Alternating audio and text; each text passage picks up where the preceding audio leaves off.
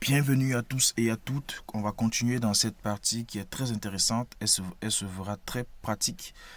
Alors, ce qu'on va faire ensemble, c'est calculer une expression binaire afin qu'elle puisse être transformée en expression décimale. Donc, l'objectif est de voir ensemble comment faire pour calculer le binaire en décimale. Et peut-être après, on verra comment faire pour calculer le décimal en binaire. Parce que c'est important également en tant qu'ingénieur système réseau ou même en tant que technicien informatique, c'est important de comprendre comment faire cette conversion. Ok. Donc, je vous ai parlé d'un tableau qu'il faut retenir dans une précédente vidéo, mais aujourd'hui, je vais vous montrer comment, à travers cette vidéo, comment faire pour générer cette conversion. Donc, en général, on a souvent une série d'expressions à convertir.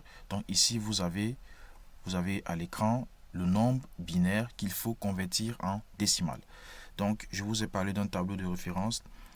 En binaire, souvent quand on manipule le binaire, on fonctionne en octet. Un octet c'est 4 bits. Donc ici, vous pouvez constater qu'on a 4 bits. Donc, on a 8 bits, pardon. Un octet, c'est 8 bits. Donc là, on a 1, 2, 3, 4, 5, 6, 7 et 8. Donc, ce sont les 8 bits qui forment en fait un octet. Ok. Donc, premièrement, ce que vous devez retenir, c'est qu'un octet, petit rappel, hein, un octet est égal à 8 bits. D'accord. Un octet est égal à 8 bits. C'est encore égal à 1 byte. 1 byte. Ok. Donc, un octet, c'est 8 bits. Et un octet, c'est 1 byte en anglais. Donc, il ne faut pas confondre les deux. Donc, nous, tout ce qu'on veut faire, c'est convertir ça en décimal. On veut passer du binaire au décimal. Donc, ce qu'on va faire, tout simplement, c'est que je vais vous expliquer quelle est la méthode qui est plutôt intéressante à utiliser lorsqu'on veut faire cette conversion. Donc, premièrement, ce qu'il faut savoir, c'est que on a des exposants, d'accord? Ici, il faut positionner l'exposant sur chaque valeur.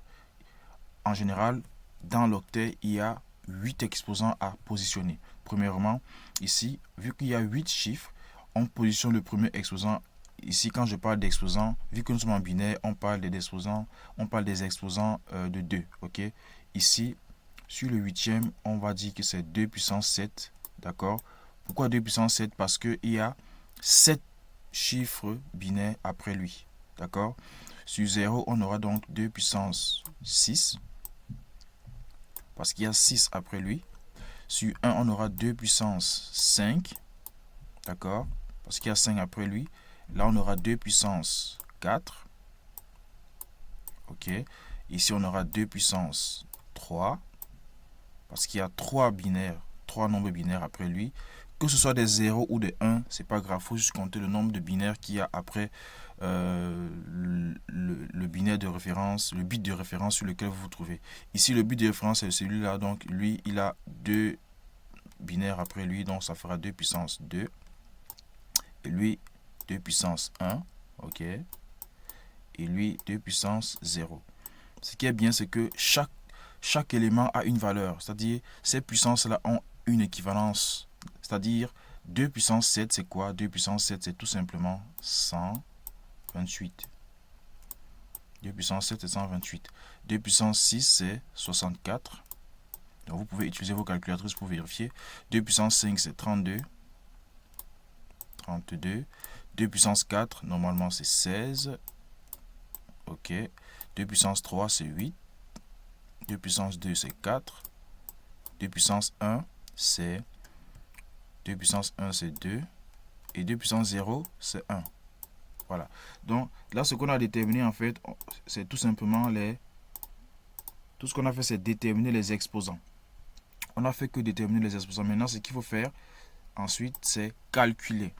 D'accord? Une fois que vous avez déterminé les exposants, il faut maintenant calculer. Et quelle est la méthode de calcul? Donc, on prend le nombre qui est là. Donc, ce nombre-ci. Disons que je vais plutôt changer la couleur parce que cette couleur ne me plaît pas. On va changer la couleur. On va plutôt utiliser le noir parce que le noir c'est plus agréable. Hop. Donc, on va utiliser ce nombre. Ok, en commençant par le premier. Donc, ça fait donc, pour calculer, on va dire que c'est égal à quoi? Donc, ça fait 1 multiplié par 2 puissance 7. Ok. 1 multiplié par 2 puissance 7. Ok, donc ça, c'est le calcul de celui-ci. Plus, maintenant nous sommes ici, ok, plus 0 multiplié par, ça c'est le signe fois, hein, multiplié par 2 puissance 6. D'accord? Plus, maintenant nous sommes là, plus 1 multiplié par 2 puissance 5. Plus, on est ici maintenant, plus 1 multiplié par 2 puissance 4. Ensuite, plus, on est là, plus 0 multiplié par 2 puissance 3. Plus, ensuite, on est ici, plus 1 multiplié par 2 puissance 2.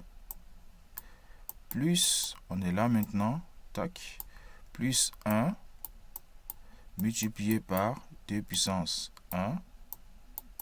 Et enfin, on est ici, plus 0 multiplié par 2 puissance 0. Donc, ceci est égal à quoi? 1 fois 2 puissance 1, ça veut dire 1 multiplié par 128. Par 128 parce que 2 puissance 7, c'est 128. Ok? Plus 0 fois 2 puissance 6, c'est 64. Donc ça, c'est vraiment la méthode de calcul pas à pas que je vous montre pour que vous puissiez la retenir. Donc plus 1 multiplié par 2 puissance 5, c'est 32. Ok? Plus 1 multiplié par 2 puissance 4, c'est 16.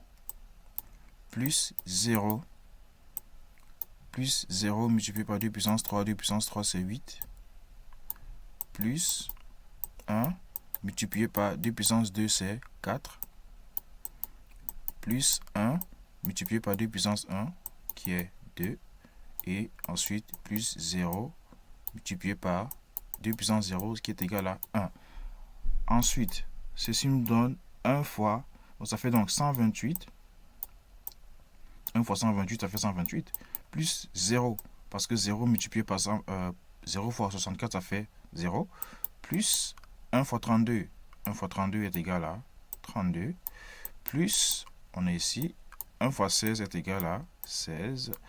Plus 0 fois 8 est égal à 0. Plus 1 fois 4 est égal à 4. Ok. Plus 1 fois 2 est égal à 2. Et enfin, plus 0 fois 1 est égal à 0. Donc, tout ceci donc, nous donne le résultat final qu'il faut calculer. Donc, ça fait 128 plus 0, hein, plus 32, plus 16, plus 4, plus 2, plus 0. Ce qui nous donne au total 182. Ok? Donc, 182 est donc le résultat décimal.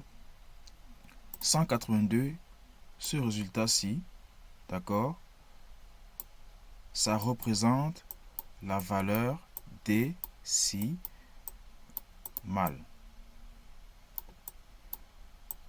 Ça représente la valeur décimale de ce nombre qui est ici. Ok? Tandis que ce nombre-ci, ce nombre qui est là, lui, ça représente la valeur binaire. Ok? Donc ça, c'est le binaire.